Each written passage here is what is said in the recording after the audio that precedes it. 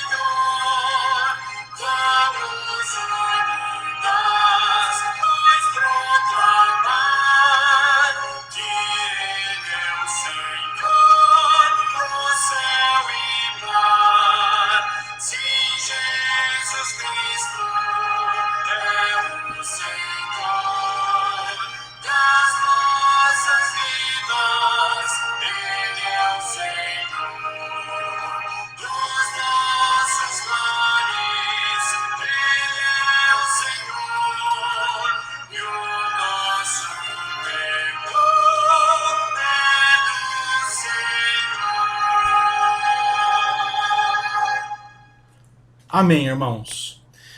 Vamos começar com uma palavra de oração ao Senhor. Eterno Deus e amado Pai, nós sabemos que o nosso tempo, tudo aquilo que somos e temos, são os seus. E nós vimos a sua presença para agradecer todas as bênçãos com as quais o Senhor tem nos animado, nos consolado, nos fortalecido.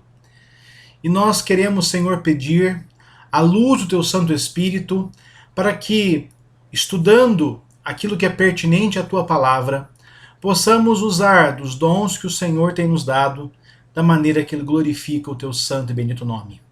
Nós te pedimos tudo isso em nome de Jesus, hoje e por todo sempre. Amém.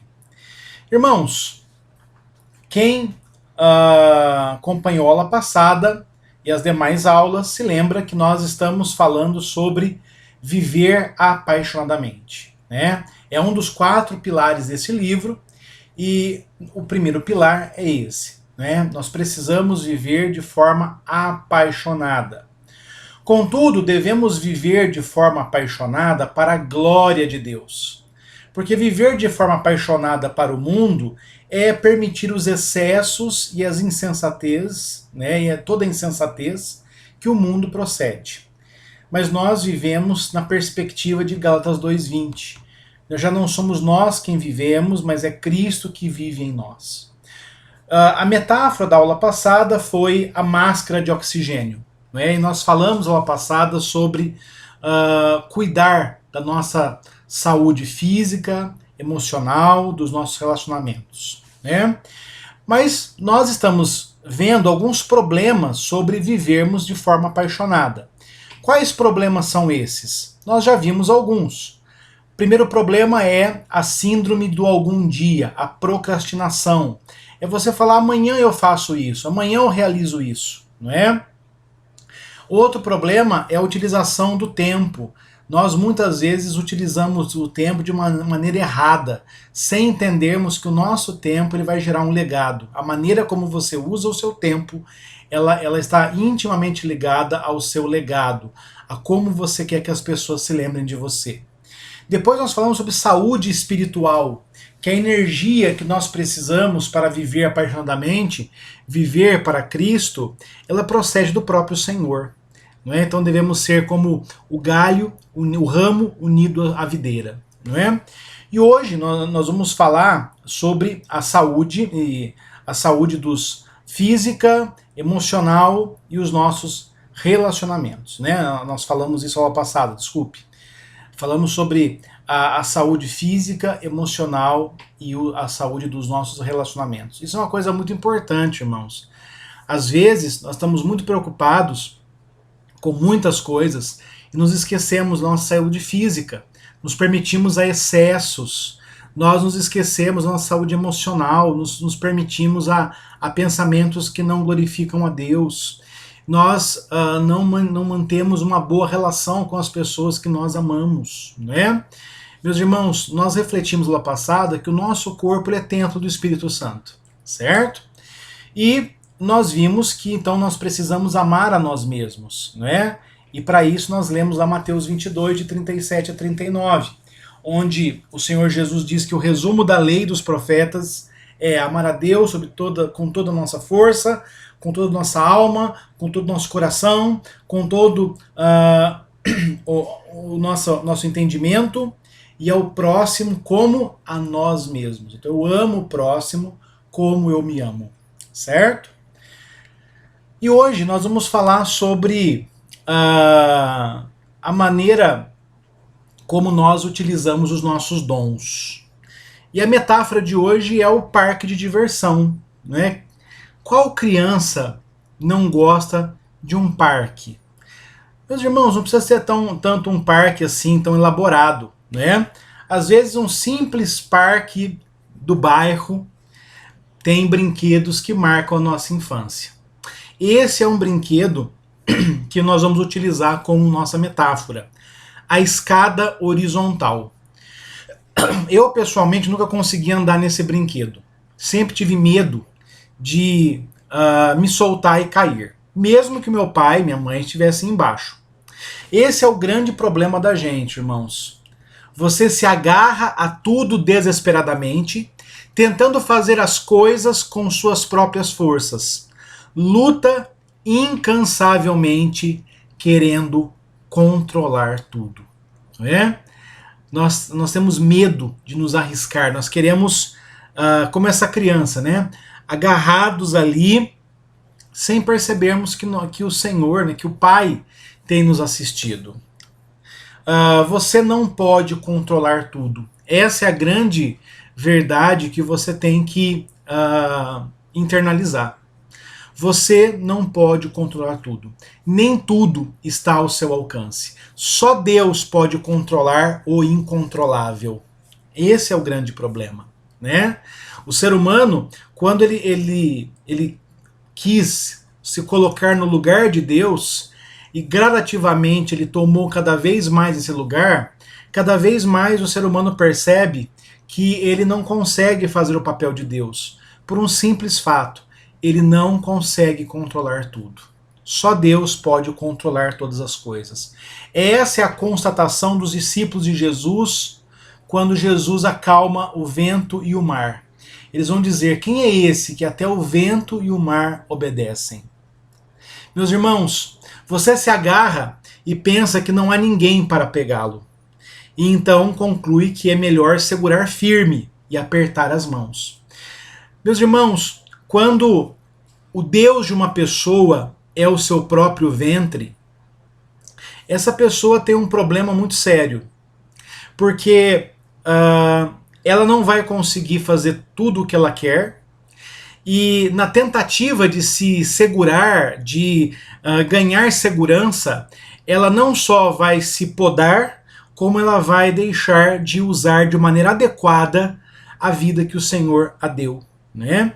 Esse é um problema seríssimo que pode acometer as pessoas que não confiam no Senhor.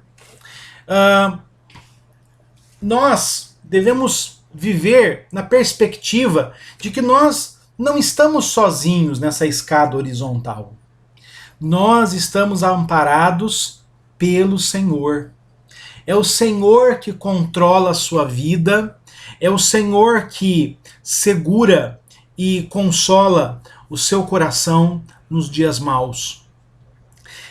Se nós não nos abandonarmos na presença do Senhor, nós corremos o risco de viver de forma parcial. E eu cito novamente o Schouck.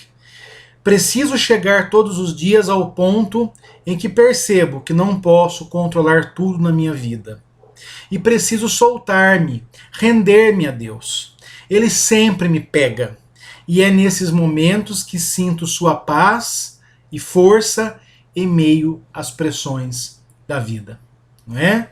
Se você não se abandonar nos braços fortes do Senhor, você vai estar sempre querendo resolver aquilo que você não pode solucionar, não é? Esse é o problema de muitas pessoas, né? Por quê? Porque o Deus de muitas pessoas é o seu ventre, são os seus ídolos, as suas ambições, e esses ídolos, eles sempre cobram tudo nos seus altares. O Senhor, ao contrário, ele nos deu o seu próprio Filho, unigênito, para morrer por nós na cruz do Calvário. Show de talentos, né? Olha esse bichinho, Kim, se você assistiu essa animação, você se lembra dessa personagem, não é verdade? Essa personagem, ela é um exemplo em toda a série desses desenhos de persistência, de estar em busca da sua nós, de nunca desistir, de brigar e jamais se abater para conquistar a sua tão sonhada nós. A única maneira de se arriscar para encontrar a grandeza é confiar em Deus em cada área da nossa vida. Assim como esse bichinho, né, esse esquilo, ele não se perturbava em nenhum desafio, mas ele tinha como meta conquistar aquela noz, por mais difícil que fosse. Nós somos melhores do que ele. Por quê? Porque não importa as metas que você tenha na sua vida, se elas glorificarem a Deus, o Senhor mesmo vai ajudá-lo com graça, com energia, com disposição, para que você chegue à meta que está disposta. Então, a grande maneira de se viver, de se arriscar, é saber que Deus está no controle. Saber que Deus está no controle vai lhe dar a devida medida da alegria nas vitórias, porque você saberá que a vitória não foi totalmente sua, foi o Senhor que lhe trouxe até aqui. Você dirá como o profeta Samuel: até aqui nos ajudou o Senhor. Mas também nos dias de derrota, essa verdade vai lhe consolar. Porque, apesar de você ter feito tudo o que estava a seu alcance, apesar de você não ter conquistado o que você queria, você sabe que foi a vontade de Deus que assim se manifestou. Quando nos apegamos a nossos próprios métodos e objetivos, perdemos oportunidades que nos abençoariam e nos fortaleceriam. Irmãos, a vida não é feita só de conquistas. Nem sempre os seus planos vão se realizar. E isso tudo está dentro do plano de Deus. E sempre, em toda decisão de Deus, Ele quis o nosso bem. A vontade do Senhor é boa, perfeita e agradável. Aqui você vê essa imagem interessante, e essa imagem ela remete a parábola dos talentos. Você se lembra dessa parábola, né? O Senhor pegou os seus servos principais e repartiu os seus bens com eles. A um deu 5 talentos, ao outro deu 2 talentos, e a esse deu apenas 1 talento. Os 2 primeiros rapidamente saíram para multiplicar os talentos. Esse, ao contrário dos demais, ele enterrou o seu talento. Jesus compara o reino de Deus a um homem que, partindo para uma longa viagem, delegou responsabilidades financeiras aos seus servos. E eles não eram servos quaisquer, eles eram seus servos pessoais. Quando o Senhor voltou, aqueles que haviam multiplicado os seus talentos, o Senhor vai dizer: vinde, servo bom e fiel, vinde para a alegria da minha glória. Por quê? Porque eles foram fiéis no pouco, e muito lhes seria acrescentado. Mas a esse servo o Senhor vai dizer: servo mau e negligente ou preguiçoso, sabias que ceifo onde não semeei, ajunto onde não espalhei. Cumpria, portanto, que entregasses o meu dinheiro aos banqueiros, e eu, ao voltar, receberia com juros o que é meu. O que impediu esse rapaz de agir como os outros? O medo que ele tinha de desagradar o seu próprio Senhor. Porque ele próprio vai dizer lá em Mateus 25 que ele sentiu medo. Ele sentiu medo de usar o dinheiro do Senhor, de multiplicar o dinheiro do Senhor e não ter êxito. Por quê? Porque ele sabia que o Senhor era um Senhor severo, não é? Um Senhor severo. Era um Senhor que ceifa onde não plantou, não é? Essa sensação que ele tem do Senhor que o faz enterrar os seus talentos, né? Olha só as palavras desse servo, né? Senhor, eu te conhecia, que és homem duro, que ceifas onde não semeastes, e recolhe onde não joeirastes. E atemorizado, fui esconder na terra o teu talento, e eis que tens o que é teu. Veja que coisa interessante, não é? Esse rapaz, ele não conseguiu cumprir a sua tarefa para com o Senhor, porque ele estava atemorizado. Meus irmãos, nós precisamos ter temor de Deus. Nós precisamos temer e tremer diante do Senhor. Mas há uma medida para o medo, para esse temor.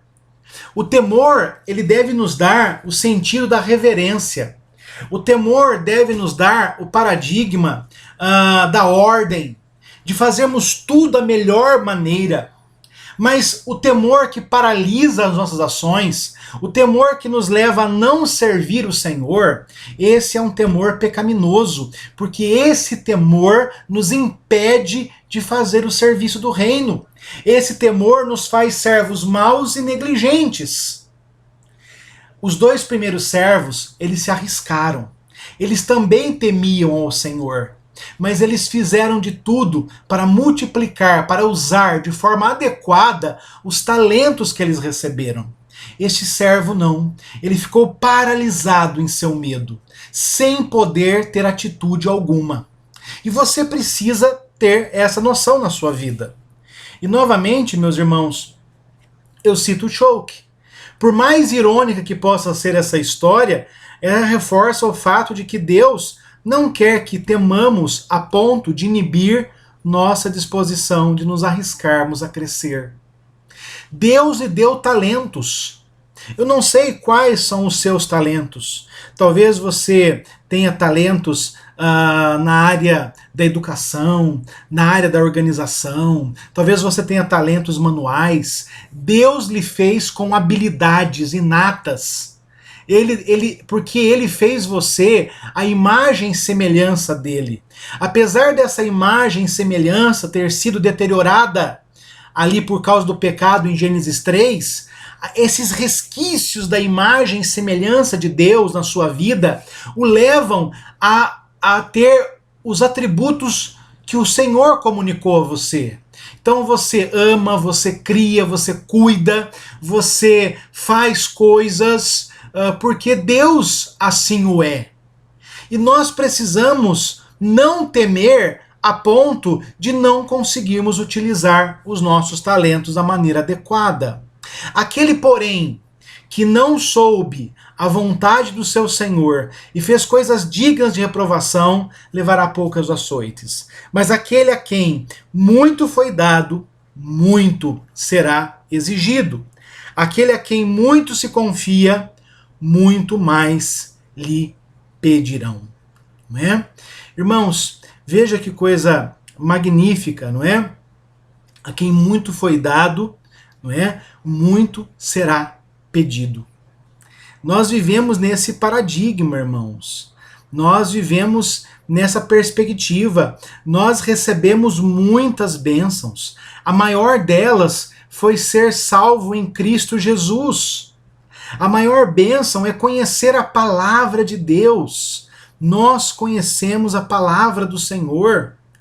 E nós somos requisitados pelo Senhor, apesar de nossas imperfeições, no serviço do reino.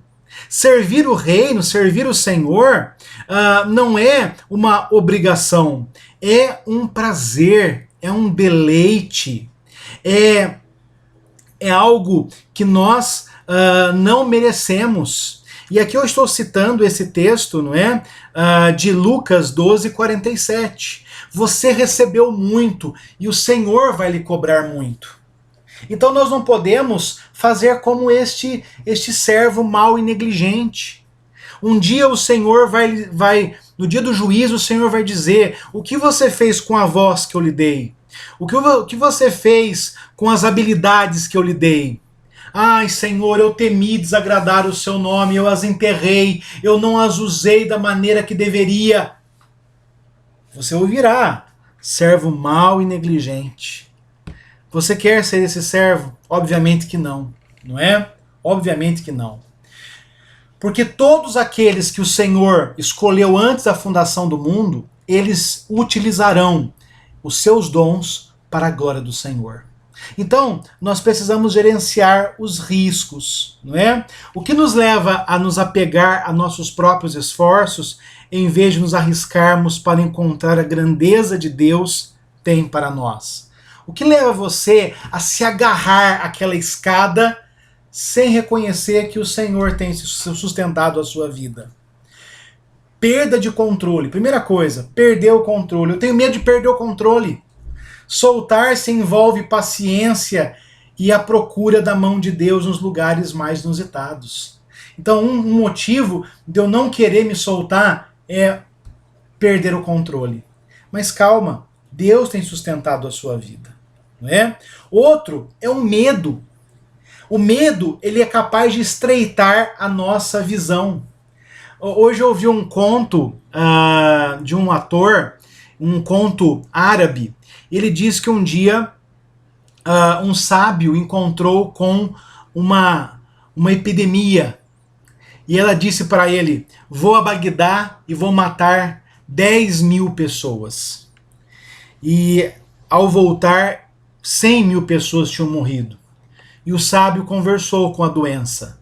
Você me enganou, você disse que mataria 10.000, mas 100.000 morreram. E a doença diz: eu matei só 10.000, o resto morreu de medo. Então, irmãos, o medo, ele, além de estreitar a nossa visão, ele é danoso, ele é mortal. Este rapaz que recebeu um talento, ele não foi capaz de multiplicá-lo, sequer de colocá-lo no banco, porque ele teve medo. Porque ele teve medo também de perder o controle. E se eu não conseguir fazer as coisas como o Senhor quer? Meus irmãos, aqui você vê a foto de um empresário americano. Esse foi Henry Ford. Henry Ford, ele, você deve conhecer muito mais o invento dele do que ele próprio, né? Ele foi um péssimo engenheiro, ele foi um péssimo empresário. Olha, não era um grande empresário, faliu 5 vezes, mas ele era um engenheiro visionário. Por quê? Porque ele começou a fabricar carros e ele teve uma brilhante ideia. Puxa, por que a gente não fabrica carro da mesma maneira como trabalha um frigorífico? Você que já trabalhou em frigorífico sabe muito bem. A carne ela vai passando por várias seções, onde cada seção faz apenas uma parte, corta apenas uma parte, trabalha apenas com uma parte. Por quê? Se uma pessoa só for trabalhar com um boi inteiro, a carne vai estragar. Então ele teve essa ideia, ao invés de um funcionário só trabalhar no carro todo, vamos dividir numa linha de produção e cada pessoa vai fazer uma parte. É óbvio, a ideia dele, que deu origem ao Fordismo, que é uma maneira de produzir, ela fez com que multiplicasse não só os produtos, mas como os lucros. Então este homem, ele teve uma ideia e ele arriscou tudo para ver se essa ideia era viável. Você também, nós não temos muito acesso, mas você conhece essa pessoa, não é? É a Oprah. A Oprah Winfrey, ela foi despedida do emprego de repórter na televisão antes de lançar o seu famoso e bem-sucedido programa e construir um vasto império. Meus irmãos, nós temos diversos exemplos de pessoas que ousaram. Me ocorre um outro exemplo agora do Jô Soares. O Jô Soares tinha um programa de humor muito famoso, Vivo Gordo, e ele começa a pensar em fazer um talk show. E quando ele vai pedir autorização à emissora que ele trabalhava, as pessoas vão falar assim: não, você já faz sucesso, para que você vai querer mudar? Time que está ganhando não se mexe. Ele muda de emissora, ele começa esse programa e esse programa vai durar 20 anos, não é? Meus irmãos, às vezes, tal como crianças, preferimos o poço de lama ao invés de brincarmos na praia. Isso é muito comum com as minhas filhas. A gente vai à praia e boa parte do tempo elas ficam brincando de fazer uma poça de lama e de brincar nessa poça de lama, enquanto há um mar na frente da gente. A poça de lama é segura, mas ela nunca vai lhe dar a amplidão do mar. No amor não existe medo. Antes, o amor perfeito lança fora o medo. Ora, o medo produz tormento. Logo, aquele que teme não é aperfeiçoado no amor. João está falando aqui do dia do juízo, irmãos. Que nós não podemos seguir a Jesus com medo. Por quê? Porque só se arriscando, e a fé cristã, ela visa o arriscar-se todos os dias, o se negar todos os dias, o tomar a cruz todos os dias, o seguir a Jesus Cristo todos os dias. nós não podemos ser cristãos apenas parcialmente, não é? Nós somos aperfeiçoados pelo amor de Deus, através da obra do Espírito Santo, para um dia específico, para o dia do juízo. E nós vamos ter confiança que nesse dia, nós vamos ter confiança no Senhor nesse dia. Por quê? Porque nós temos vivido essa confiança todos os dias em que aqui vivemos. Certo? Qual foi o grande problema daquele jovem que enterrou o talento? Ele deixou o medo paralisar suas atitudes, ele não conseguiu fazer a vontade do seu Senhor, mas um dia veio o juízo e ele foi punido. No amor não existe medo. E o medo não leva a pessoa a se aperfeiçoar nesse amor. Meus irmãos, um outro exemplo é Davi, não é? Davi, aqui você tem um quadro de Francesco Solinema, de 1725. Davi, enquanto ele deveria estar em Ramá lutando, ele acordou no seu palácio, e aqui em cima, você deve ver aqui nesse quadro, ele está aqui em cima, olha, na varanda, ele vê essa mulher tomando banho, que é Batseba. Batseba era esposa de um dos seus soldados, um dos seus generais mais leais, que era Urias. Ele se deixa levar pela beleza dessa mulher, e ele se deita com essa mulher, e ele tem um filho com ela, né? Ela engravida dele, esse filho virá a morrer. Contudo, apesar dessa mulher estar envolvida numa trama de adultério, o nome dela aparece na genealogia de Mateus. Mateus, ali no primeiro capítulo de Mateus, Mateus traça uma genealogia. E ele cita algumas mulheres nessa genealogia. Veja só, Judá gerou Tamar, de Tamar a Perez e Zerá. Tamar também é uma mulher com problemas, né? Tamar, ela foi esposa de 2 filhos de Judá, Er e Onã. Ambos morreram sem deixar filhos. Ela tinha direito a se casar com o 3º filho dele, mas ele preferiu deixá-la como viúva em casa, sem dar a ela o seu 3º filho, com medo que ele também morresse. Então ela arma um plano para se deitar com o sogro. Ele já era viúvo. E assim suceder filhos a ela. Outro exemplo é Raabe. Raabe era uma prostituta que vivia em Jericó, mas ela ouviu falar do Senhor e ela acolheu os espias que foram enviados ali por Josué. E a intrepidez dela e a fé dela vai levá-la a se casar com Nasson. Outra mulher é Ruth. Ruth é uma moabita, uma estrangeira, que vai se casar com Boaz e vai estar na linhagem de Davi. E aqui nós temos a mulher de Urias. Todas essas mulheres são antepassadas de Jesus enquanto carne. Veja, Deus usou essas pessoas apesar dos seus fracassos, apesar dos seus problemas. Deus se deleita em perdoar nossos fracassos e transformar nossos erros cometidos por rebeldia ou por boa fé numa parte de seu plano e do seu propósito final. Deus não se agrada com o pecado, mas o Senhor é uma fonte inesgotável de misericórdia àquele que se arrepende. Simplesmente faça. Olha esse peixe, ele está à beira do mar, mas ele está num lugar super seguro. Aqui nesse aquário não tem tubarões, não tem predadores, mas ali ele morre, certo? Uma das mais notáveis semelhanças entre as pessoas que conheço e que se aproximam do fim da vida é a maneira como elas enfrentam seus temores e assumem riscos.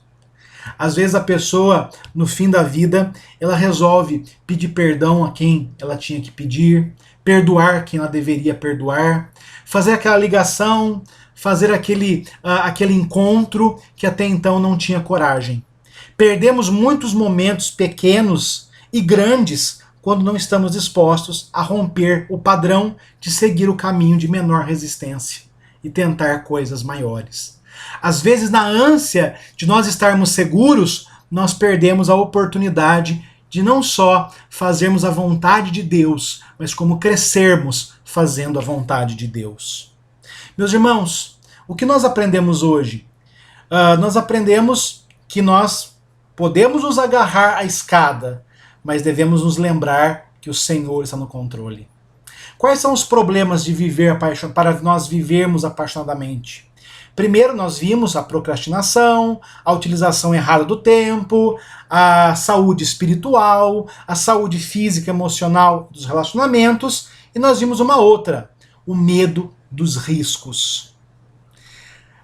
E esse medo pode ser pela falta de controle, se arriscar. Quando eu me arrisco, eu perco o controle das coisas, eu sou obrigado a confiar no Senhor, e pelo simples fato de ter medo, como aquele rapaz que enterrou o talento. Irmãos, precisamos prosperar os talentos, como os dois primeiros da parábola de Mateus 25. Aquele que tomou 5 talentos e aquele que tomou 2, eles foram trabalhar e eles arriscaram, mas eles fizeram a vontade de Deus. Eles saíram da zona de conforto para fazer a vontade de Deus e eles foram aperfeiçoados. O interessante dessa parábola é que o Senhor tira o talento daquele que não tinha produzido nada, e dá para quem? Dá para quem tinha mais. Aí você fala assim, por que coitadinho não deu para o segundo talento? Para aquele que só tinha 2 e que fez mais 2? Porque quanto mais preparado eu estiver, mais aperfeiçoado eu estiver, mais coisas o Senhor me legará. Certo? Meus irmãos, é necessário confiar na misericórdia de Deus. Quero que você pense, primeiro, quais são os dons que Deus deu para você gerenciar? Em que momento você enterrou seus talentos? Que risco Deus está colocando no seu caminho para que você se desenvolva? Gostaria de orar pela sua vida. Eterno Deus e amado Pai, obrigado, Senhor, porque o Senhor diariamente nos coloca desafios, para que, confiando no Senhor, na Tua misericórdia, possamos ser aperfeiçoados no Teu amor e crescermos no testemunho do Evangelho. Nos ajude, Senhor, a não buscarmos a segurança do pecado, a pequenez do pecado, mas buscarmos a Tua glória, a vivermos a Tua glória, a testemunharmos a Tua glória e a praticarmos tudo aquilo que glorifica o Teu santo nome. Olha por cada vida, Senhor, que assistiu esse vídeo, em nome de Jesus. Amém. Deus abençoe toda a sua igreja.